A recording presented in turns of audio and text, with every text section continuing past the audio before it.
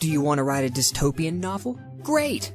By following my expert advice, you too can usher in a gritty dark future of unending human horror and suffering. It's that easy. Let's get started.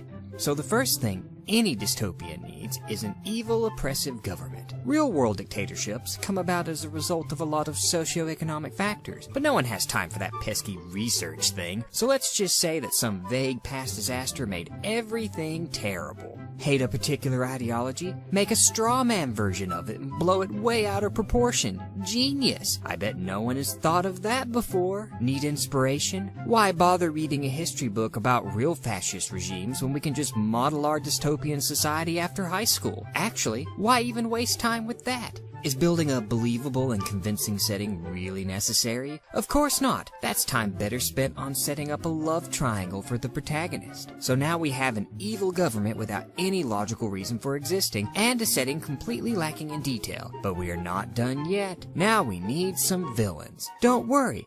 Villains are easy, so long as we don't waste time characterizing them. Short on time? Use a classic evil dystopian overlord. Remember to make him vague and mysterious to avoid actually having to flesh out his character. Be sure to give him a highly trained but strangely incompetent elite military police force that constantly fails to capture a bunch of plucky teenagers. Speaking of villains, make sure all of the smart people are evil. We want to teach future generations the dangers of science, intellectualism, and free thought. We don't want our dystopian novel to actually be about thinking for yourself after all. That would be double plus ungood. Now that we have our villains, we need our protagonist. We could have our protagonist be an ordinary person who chooses to rebel against an oppressive system they had previously been complacent in, proving that even average people can change a corrupt world. But that would be stupid. No, we need our protagonist to be a teenage girl who is a special snowflake. Don't actually make her pretty though. Describe her as ordinary in appearance, while every attractive male character falls madly in love with her at first sight. Never actually have her work for anything. Make sure she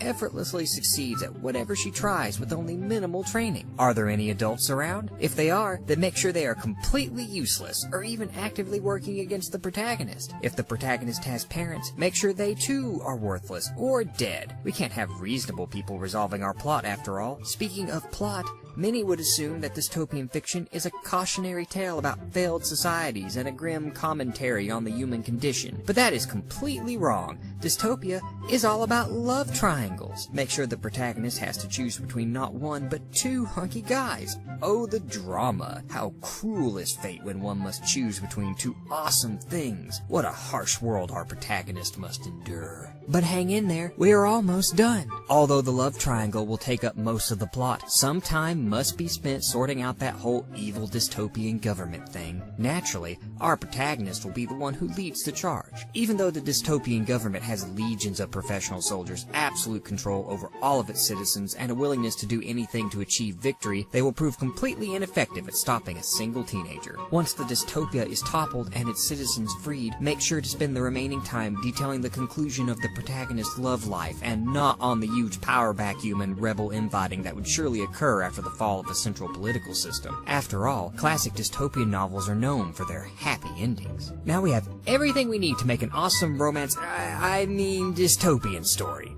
Good luck, and may the words ever be in your favor while you create a brave new world. Well, at least until the government decides to burn all the books. But that's okay. You will probably get a movie deal before that.